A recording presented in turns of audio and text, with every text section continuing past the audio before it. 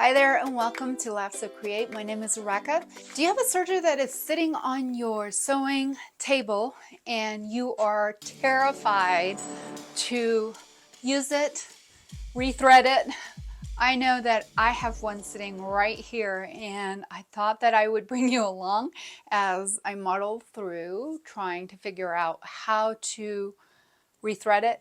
Now I've looked at a lot of different videos and I know that there are a lot of different moving parts inside of there, and it has intimidated me. I've had the Serger for over a year, and I've used it a couple of times, but it ran out of thread. It came with some different spools of thread, and I have finally bought some new thread to go on there. I thought that I would grab my guide and videotape the process. That way you might be able to tackle your own serger. Okay, so I gotta say, I feel a little bit better that you guys are coming along with me on this. Even if you're out there, way out there, I still feel like you're there and yeah, eager to progress in this new endeavor. Now, I know some of you are probably laughing because you have this down packed, but that this is a brother and it is a compact overlock machine. So let's get started. And as you can see, there are the spools that have run out of thread. It came with those and it was already pre-threaded. So first thing, I'm pulling that up. Second thing, I definitely need my glasses. Okay. First, you want to make sure that your machine is unplugged before you start tinkering with it. So the 3-pin plug is on the bottom right side of the machine, and this is for your power connection as well as your foot controller. Up next is the presser foot lifting lever.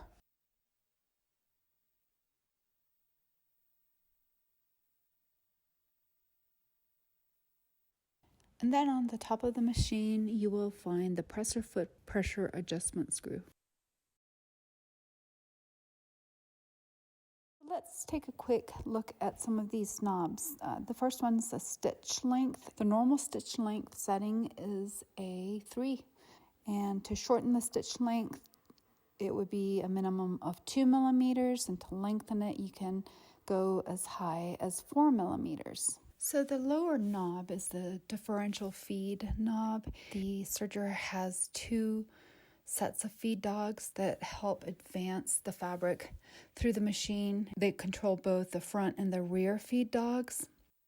When set at 1, which is the normal setting for the feed dog, the feed dogs are moving at the same rate.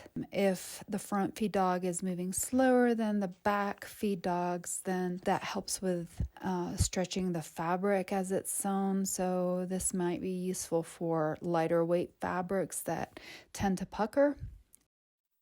Greater than 1 would be for stretch fabrics. When the differential feed ratio is greater than 1, then the front feed dogs move faster than the rear feed dogs, and it gathers the fabric up.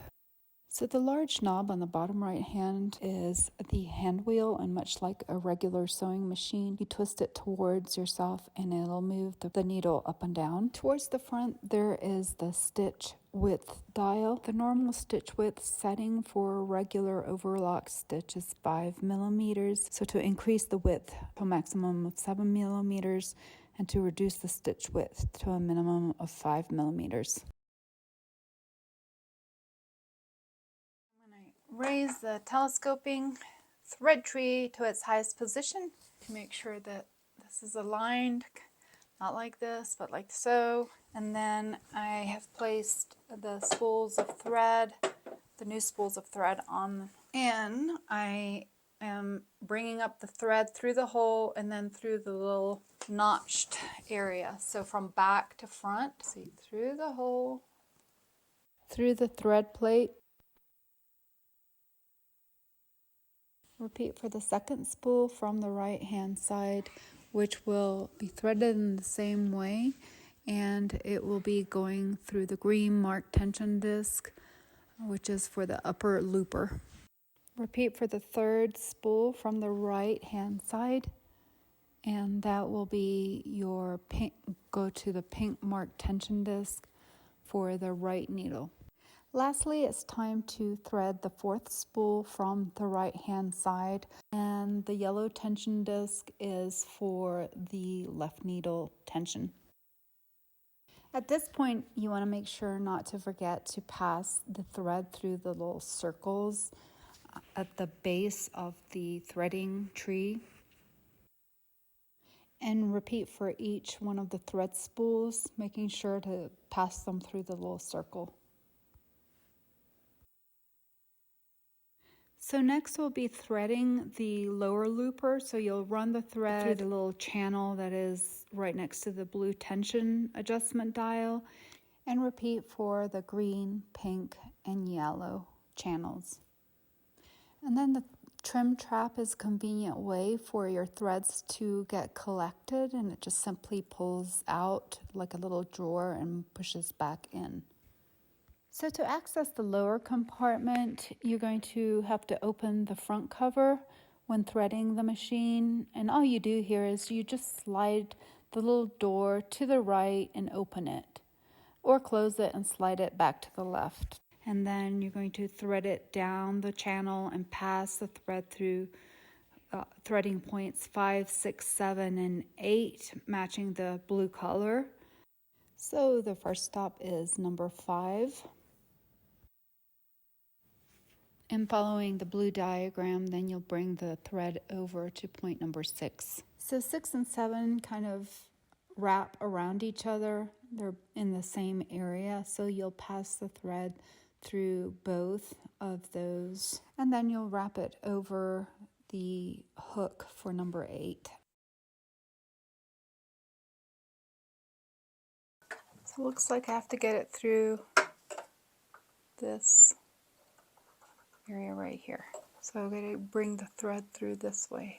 Okay, so this part of the manual cracks me up because it says lower looper easy threading operation. So I wonder what the hard or difficult threading operation is.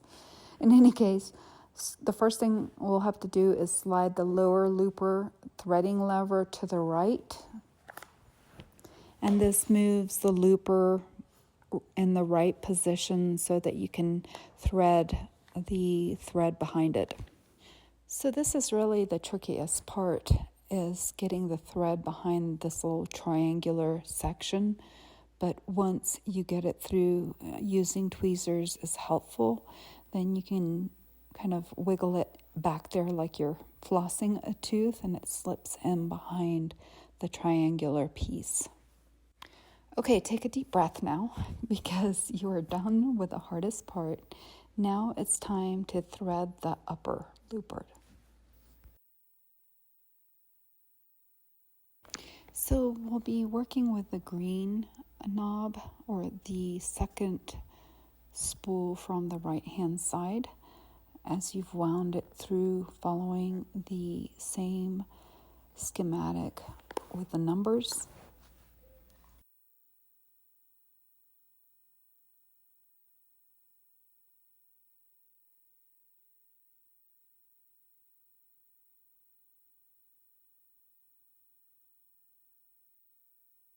So for this one, it's a little tricky because there are two overlapping hooks. You want to make sure that you get follow the green dot, so it is the longer top hook, and you'll go right under that. You won't go under both like you did the first time with the thread coming from the blue section. So now I'm threading it through number 9, which is kind of a long tongue looking projection with a little hole in it, passing the thread through the eye of the upper looper. So next I'll be working with the spool that is the third over from the right, which is the pink knob, tension knob, which leads to threading the right needle. And this is much like a regular sewing machine. You just follow the arrows. At this point, you just need to make sure that you are winding the pink thread to the right of that vertical metal piece, because the yellow thread will go on the other side, on the left-hand side of the vertical metal piece. So this part is just like threading a sewing machine. You'll just bring the thread down through the needle bar, thread guide, and through the right needle from front to back. You'll follow the same procedure for the fourth spool from the right, which is your left needle, and it is going to be going through the gold color tension knob.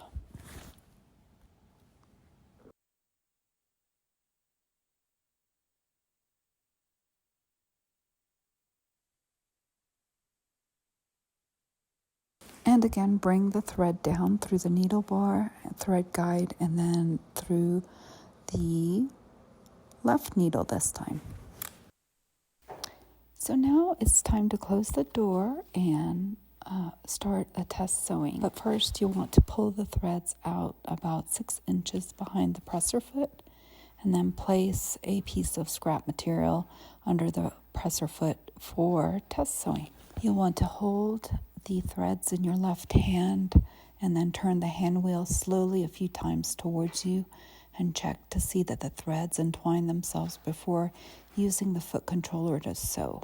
When finishing, you'll want to leave a bit of a chain of extra work, so maybe 2 to 4 inches. You'll want to keep the foot pedal depressed and bring up an extra bit of chain prior to cutting it off.